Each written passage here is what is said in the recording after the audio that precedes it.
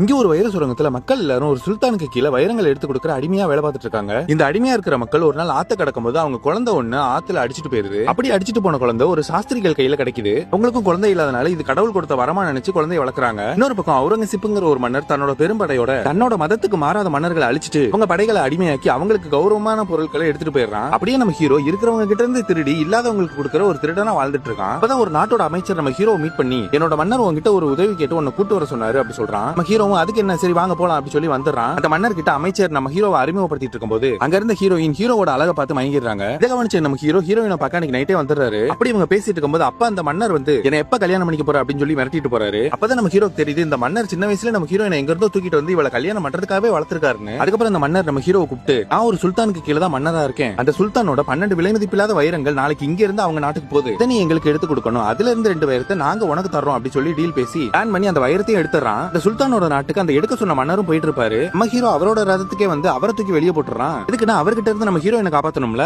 சரி ஹீரோயினை காப்பாத்தலான்னு பார்க்கும்போது அவ அந்த 12 வைரங்கள் எடுத்துக்கிட்டு நம்ம ஹீரோவை அடிச்சு சுல்தானோட படையை கிட்ட மாட்டி விட்டுட்டு அவ அங்க இருந்து ஹீரோவோட குதிரையிலேயே தப்பிச்சு போயிடுறா. அதுக்கப்புறம் அந்த சுல்தான் கிட்ட நம்ம ஹீரோவை கூட்டு வராங்க. அவர் நம்ம ஹீரோ கிட்ட இதுதான் கோகினூர் வைரம்னு ஒரு வைரத்தை காட்டுறாரு. நம்ம ஹீரோ அதை பார்த்துட்டு போலிங்கிறத ஈஸியா கண்டுபிடிச்சு ஒரிஜினல் எங்க இருக்குன்னு கேக்குறான். அதுக்கு இந்த சுல்தான் இந்த வைரத்தை தான் நீ எனக்கு எடுத்து கொடுக்கணும். நீ எடுத்து கொடுத்தேன்னா ஒரு வைர சுரங்கத்தையும் உனக்கு பரிசா தரேன்னு சொல்றாரு. இந்த வைரம் ஒரு சிம்மாசனத்துக்கு மேலதான் பொறிக்கப்பட்டிருக்கு. அதை நம்ம அவ்வளவு ஈஸியா எடுக்க முடியாது. ஏன் அப்படின்னா அந்த சிம்மாசனம் இப்ப அவுரங்கசீப்ங்கிற ஒரு கொடிய மன்னன் இருக்கு அப்படி சொல்றாங்க. அதுக்கு நம்ம ஹீரோ ஒரு வைரத்துக்காக வைர சுரங்கத்தையே தரேன்னு சொல்றீங்க. இந்த வைரம் எவ்வளவு முக்கியம்னு இதுல இருந்தே தெரியுது. கண்டிப்பா நான் உங்களுக்காக எடுத்துறேன்னு சொல்லி கிளம்புறான். நம்ம ஹீரோ அவனோட ஃப்ரெண்ட்ஸோடையும் சுல்தானோட தளபதியோடையும் வைரத்தை எடுக்க போயிட்டு இருக்கும்போது நிறைய ஆபத்துகள் வருது. அது எல்லாத்துல இருந்தும் நம்ம ஹீரோ தான் அவங்களை காப்பாத்தி கூட்டு போறான். அப்படி அவங்க போயிட்டு இருக்கும்போது ஒரு கிராமத்துல நம்ம ஹீரோயினோட ட்ரெஸ் பாக்குறாங்க. பார்த்த உடனே நம்ம ஹீரோயினை தேடும் போது அங்க அவ டான்ஸ் ஆடிட்டு இருக்கா. அவளை பிடிச்சி ஏன் இதெல்லாம் பண்ணன்னு கேட்கும்போது ஒரு கிராமத்துக்கு கூட்டு போறா. அங்க தண்ணிக்கும் சாப்பாடுக்கும் இல்லாம ரொம்ப கஷ்டப்படுறாங்க. இந்த மாதிரி நிறைய கிராமங்களுக்கு உதவி செய்ய தான் அன்னைக்கு நான் வைரத்தை எடுத்துட்டு வந்தேன்னு சொல்றா. அதுக்கப்புறம் நம்ம ஹீரோ கூட அவளும் வர்றா. அப்படி அவங்க வர வழியில அவுரங்கசீப்போட படைகள் மழை வர்றதுக்காக யாகம் பண்ணிட்டு இருக்கிற முனிவர்கள் அவங்க தாக்கும் போது நம்ம ஹீரோ அவங்க கிட்ட இருந்து காப்பாத்தி நல்லபடியா யாகத்தை முடிக்க வச்சு மழையை வர வச்சிடறான். அதுக்கு அந்த முனிவர் நம்ம ஹீரோ வாழ்த்திட்டு போறாரு. அப்பதான் அந்த சுல்தானோட தளபதி நம்ம ஹீரோவை பார்த்து நீ யாரு முதல்ல இருந்து இப்போ வரைக்கும் உன்னோட திட்டத்துல தான் எங்களை கூட்டிட்டு போயிட்டு இருக்க.